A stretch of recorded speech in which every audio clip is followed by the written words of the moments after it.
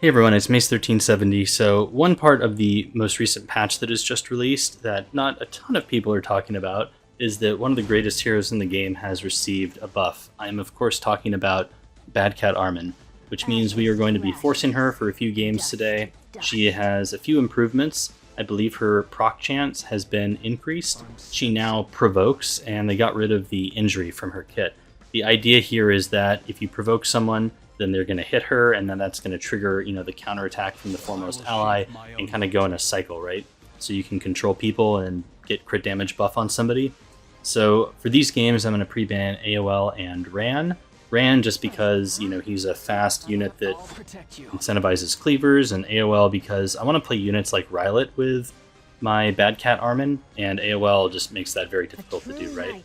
So for this game, I first pick Hand Guy, and after trying to force Bad Cat Armin for a few games, it's preseason and everyone's trying to zoom and cleave and everything, it was a lot easier just to take Conquer Lilius first, just so that it would establish a bit of a, speed lead, or it would, prevent them from just completely running me over. So it's kind of tricky to first pick Hand Guy right now, just because everyone's trying to go super fast. So the idea here is that we're picking a unit like Rylet. We could also take a unit like Garmin, or maybe Archdemon Mercedes, somebody that gets, value off of that crit damage buff and the counter, to synergize with our Bad Cat Armin. And then we're just going to take other support units and try to, counterpick the DPS as best we can. So here I'm just going to grab Alencia at the very end. She could also potentially benefit from the crit damage buff if he bans Rylet. He doesn't, he bans out our Arrowell, who is now on normal gear, by the way. She's no longer zooming. We'll put Rylet in the front. I think Alencia is a good pick here because she can reveal Landy if Landy's a Guiding Light unit. She can also get rid of a bunch of enemy buffs if the enemy Rimuru, is setting up for a big S3, so that's also nice. Looking at the speed tuning here, this Landy's actually kind of fast. That took me by surprise. So I think we just skill 1. I don't want to proc Rimuru yet. And if we skill 1 here, it'll let Garmin stay in front of the enemy team. I think, yeah, she'll get to go. So I guess Rast will get to go here. So actually, if Rast does skill 3 or something, and that procs our Garmin counter, it's actually really bad news for us, because then that would proc Rimmer, right? So we need no counter here. And yeah, we don't get it. So now we can skill 3 and provoke the Rimuru. So this will trigger his Analyze. So unfortunately it does give them defense buff, but that's okay because it provokes him, so it's going to prevent the S3, which is really the scary thing, right? Unfortunate dual attack from Landy there, but we get a counter from Rylet, so that's nice value. And now Rylet has crit damage buff, right? So that's pretty scary. He's going to have attack buff plus crit damage buff. With Alencia here, we can just skill 3 and get rid of all of their buffs. Ooh, Rylet gets another counter attack. That's pretty sick. I don't have Rylet on the counter artifact, by the way, so all the counters he's getting are from Garmin here. So you can see lots of value. And we even get to test out the buffed Rylet, right? Because now when he gets full stacks, he automatically skill 3s. So we don't need to skill 3 here.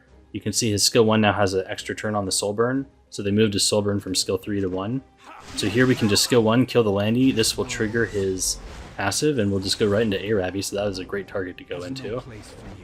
And almost one-shot her, right? Because we have the crit damage buff? Yeah, nearly. Gives her ARAS barrier, but that's okay. We can just strip it with Hand Guy. Crimson Seed on the Arabi, which is unfortunate. But we get the barrier from Hand Guy and defense buff from Alencia, so I think this should push our Garmin outside of kill range with that defense buff. Yeah, oh, and we get the counter. Too much value.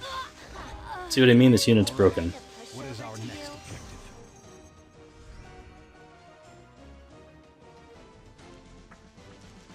Next game is against Potato Balls. He's banning out FCC and Bellion, so he's probably going to try to cleave or something.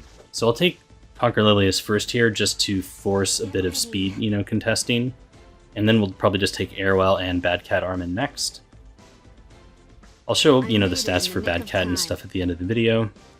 But she's on pretty just typical, HP bruiser gear with crit damage. Yeah, so we'll take Bad Cat here. So now the plan is last, we can take, Remnant Violet and maybe Garmin. We'll see what he does. Could potentially be Remnant Violet and 80 Marrow, but I think Rylet is fine here. He has things like Para, but The evasion on Remnant Violet is going to hopefully prevent Peira from stripping him.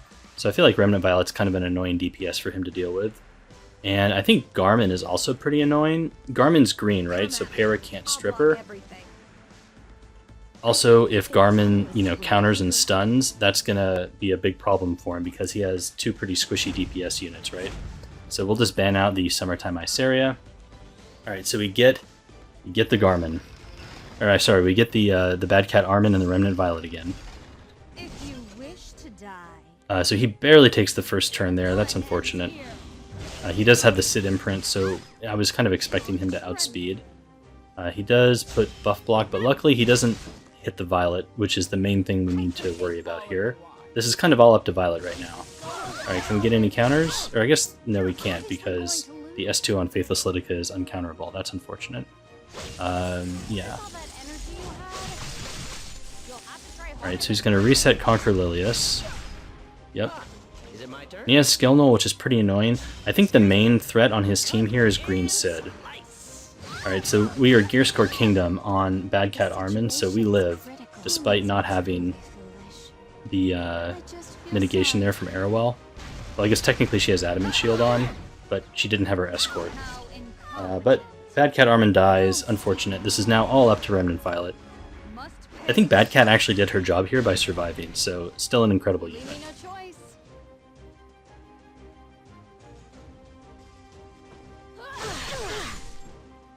He's going to hit Arrowell. Unfortunately, because we have the buff block from Peira, Arrowell will not be getting Escort. That's what I do. Yeah, we're just going to stun the Sid. I guess technically, because I had Arrowell coming up, I should have S1'd either Faithless Lytica or Politis, because I want to stun the Sid for sure. It's fine. This puts a little bit more damage on Sid, and honestly, I just wanted to tunnel this Sid down, because I figured once Sid is dead, I think we have a good shot of winning. But Sid is spooky, right? Because if he hits Violet once, we're just dead. Unfortunately, we did not pull Remnant Violet there. We pulled Arrowell, so lost the 50-50. Arrowell gets stunned. And I think Sid is going to lap. Oh no, we get Conquer Lilius laps. Okay, that's nice. So we can go into Sid. This time we do pull Remnant Violet. Got the kill there. That triggers his passive, so this will clear away his Skill Null, which is actually really nice. You can see how much more tempo Remnant Violet gets, right? Because now we can skill 3 and kill the Faithless Lytica. Before, we would have entered Remnant Violet's turn and everyone still would have had Skill Null, so it wouldn't have really allowed us to get any sort of momentum on our side. It just feels like Rylet has, so much more gas now in his tank. Whereas before he was just really slow to develop any sort of, pressure on the enemy. So I think I actually really like the changes on Remnant Violet quite a bit. Obviously he's not as incredible as Bad Cat Armin is, but, who is? Okay, so we have Arrowell here to soak up some damage, but I don't think she's going to do too much else. He goes for the stun on Remnant Violet, which I think was fine, but Violet was about to take a turn, honestly. I guess that would have given him another cycle. You fight as if you have 9 lives. Okay, we go on the Politis there and land the kill, so that should be game. Yes, indeed. For the path I must take.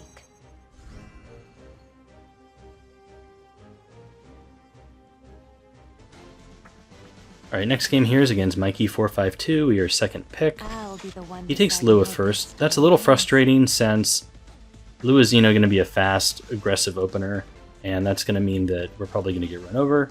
But it's okay, we'll go ahead and proceed with our Bad Cat Armin strategy, and I guess we can just take Bad Cat Armin now. There's arguably never a bad time to draft her.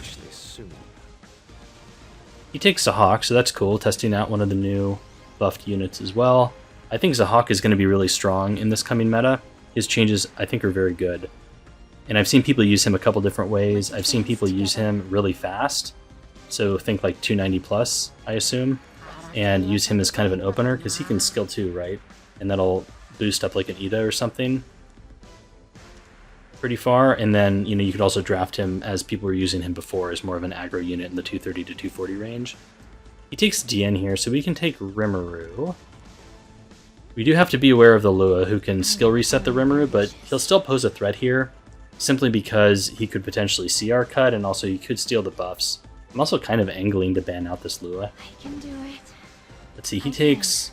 May I help? Oh, interesting. So he takes not only Caesarea, but also Ida. So I don't think we can afford to ban out the Lua. We're just going to have to deal with her. Yeah, because we have to ban this Summertime Assyria. We have kind of no answer for that. We're going to take Armin along with Bad Cat Armin. So there's our synergy, right? If Bad Cat Armin gets triggered, we can put Armin in the front, but that gets banned out.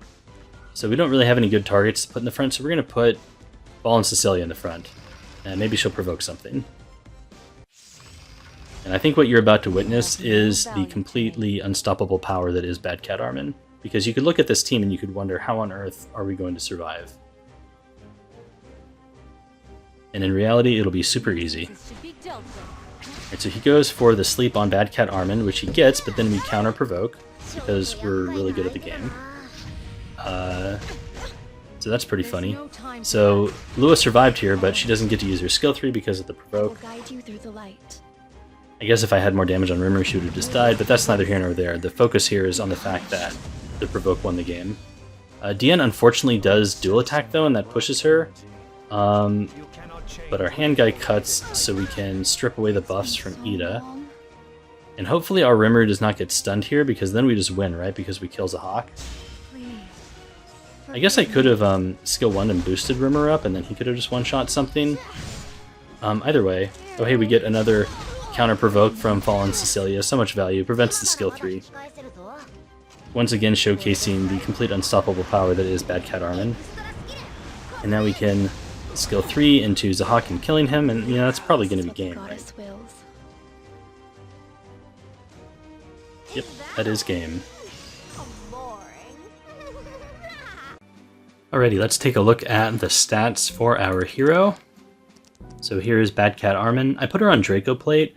You could try running Champion's Trophy on her to give her a little bit of effectiveness and also the stun chance, but honestly, I think you want to provoke with her, right? And if you provoke and stun, then it's really awkward because they're not going to hit you and you're not going to trigger your passive. So no, for her passive, she has to be attacked, right? And I think they increase the chance that this triggers, or that it triggers the counterattack. Before, I think it might have been lower.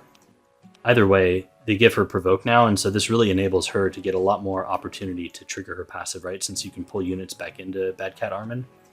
I essentially prioritized EHP after I got to about this level of damage, 21k HP and 284 crit damage, and then I just wanted, bulk so that she could survive. And I think that was the right choice. You saw the value, right, in that match where Apoc Robbie wasn't able to finish her off. Unfortunately, this ring has some attack on it, so that's unideal. I guess you'd rather have defense there, and she'd be even a little bit thicker. Let's see, we also have Remnant Violet, who his gear has not changed in a little while.